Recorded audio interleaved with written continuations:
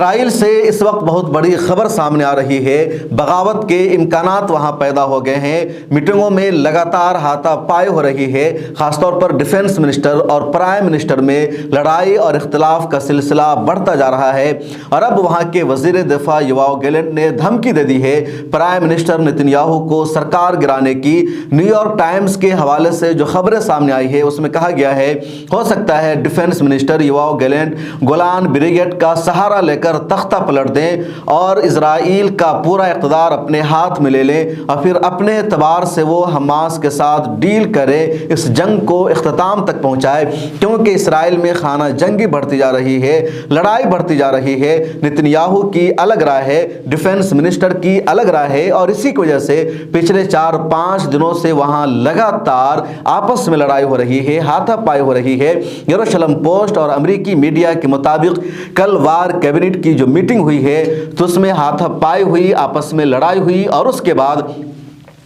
اب defence minister یواو گیلنٹ نے دھمکی دی ہے کہ اگر بنیامین نتن یاہو نے ان کی بات کو نہیں مانا، اسی طرح اسرائیلی سینا کو انہوں نے جنگ میں ڈھکیلے رکھا، اسرائیلی سینا کو بچانے کا کام نہیں کیا اور یرغمالیوں کو آزاد کرانے کے لیے، ان کو بچانے کے لیے کوئی فیصلہ نہیں کیا، تو وہ گولان بریگیڈ کے سہارے اقتدار کو اپنے ہاتھ میں لے لیں گے، نتن یاہو کو سطح سے بے دخل کر دیں گے۔ یہ خبر سامنے آ رہی ہے اور خود اسرائیل کی میڈیا نے بھی ان خبروں کو اپنے یہاں لکھا ہے۔ دراصل اسرائیل میں اس بات پر اختلاف بڑھتا جا رہا ہے، جو اسرائیل کی الائنس میں دوسری پارٹیاں ہیں، اسی طرح جو ڈیفنس منسٹر یواو گیلنٹ یا آرمی کے جو کچھ ذمہ داران ہیں، ان سب کا یہ ماننا ہے کہ 100 سے زیادہ دن ہو چکے ہیں، غزہ پٹی پر ہم نے پوری طاقت سے حملہ کیا ہے، آسمان سے ہم نے بم گرائے ہیں، ہم سمندری سطح سے لڑائی کر رہے ہیں، حملہ کر رہے ہیں، زمین پر ہماری آرمی موجود ہے، امریکہ ہماری مدد کر رہا ہے، ہر طرح کے ڈرونز ہم نے وہاں چھوڑ رکھے ہیں، جاسوسی غبارے ہمارے لگے ہوئے ہیں،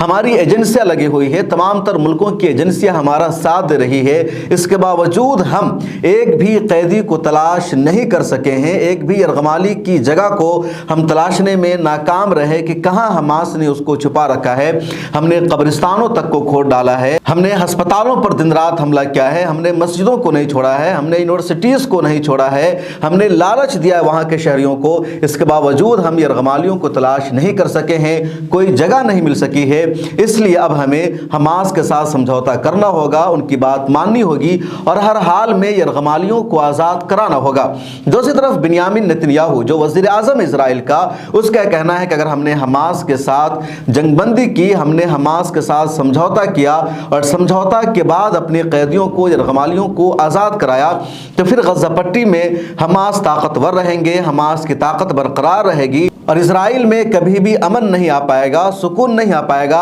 حماس کے حملوں کا ڈر ہمیں ستاتا رہے گا، حماس کا جو خواب ہے فلسطینی ریاست کو قائم کرنے کا وہ پورا ہو جائے گا، اور یہ اسرائیل کے مستقبل کے لیے صحیح نہیں ہے، اسرائیل کے فیوچر کے لیے صحیح نہیں ہے، اس لیے ہم حماس کے ساتھ سمجھوتا نہیں کر سکتے ہیں۔ حماس کی شرط یہ ہے کہ قیدیوں کو، یرغمالیوں کو اسی وقت رہا کیا جائے گا جب مکمل طور پر غزہ پٹی میں جنگ بندی کی جائے گی، تمام اسرائیلی سینا کو غزہ پٹی سے باہر نکلنا ہوگا، اس کے علاوہ آسمان سے جو حملے ہو رہے ہیں، جو فضائی بمباری ہو رہی ہے، اس کو بند کرنا ہوگا، اور اسرائیل کی جیلوں میں جو فلسطینی بند ہیں 7000، ان تمام کو آزاد کرنا ہوگا۔ یہ کڑی اور سخت شرائط ہے حماس کی طرف سے، اور اسرائیل کا وزیر اعظم اس شرط کو ماننے کو تیار نہیں ہے، اس وجہ سے مخالفت بڑھتی جا رہی ہے۔ اس بیچ نیو یارک ٹائمز میں اسرائیل کے 3 فوجی کمانڈروں کا ایک انٹرویو سامنے آیا ہے،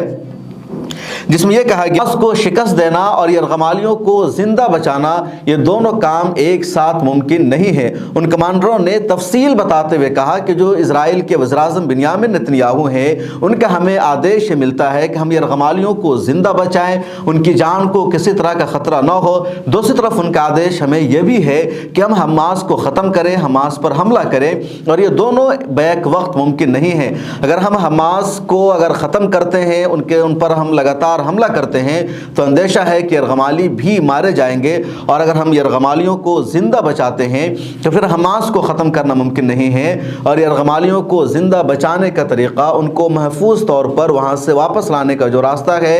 वो सफारती तरीक़ा है, वो बातचीत का तरीक़ा है, वो जंगबंदी का रास्ता है, और सरकार ऐसा नहीं चाह रही है, तब हम भी मजबूर महज हैं। दूसरी तरफ कल जंगबंदी की कोशिशों को जब नेतन्याहू ने रिजेक्ट कर दिया, क्योंकि हमास ने अपनी शर्तें आयद की थी, नेतन्याहू ने कहा कि हम किसी भी शर्त को नहीं मानेंगे, गज़ा पट्टी पर हर तरह का हमारा हमला जारी रहेगा, तब वहाँ के शहरियों ने एक मरतबा फिर बड़े पैमाने पर एहतजाज शुरू कर दिया है। वहाँ के शहरियों ने नेतन्याहू को शैतान सिफत करार दिया है, उनको शैतान चेहरा करार दिया है, और कहा है कि जो हमारा सबसे बड़ा दुश्मन है वो नेतन्याहू है। हमास से ज़्यादा हमारा जो दुश्मन है वो यही नेतन्याहू है। हमास से ज़्यादा ख़तरनाक हमारे लिए हमारी सरकार है, जो हमारे रिश्तेदारों को, हमारे शहरियों को वहाँ से वापस लाने की कोई भी संजीदा कोशिश नहीं कर रही है। इस वीडियो में इतना ही, फिर मुलाकात होगी। मिल्लत टाइम्स को आप देखते रहिए।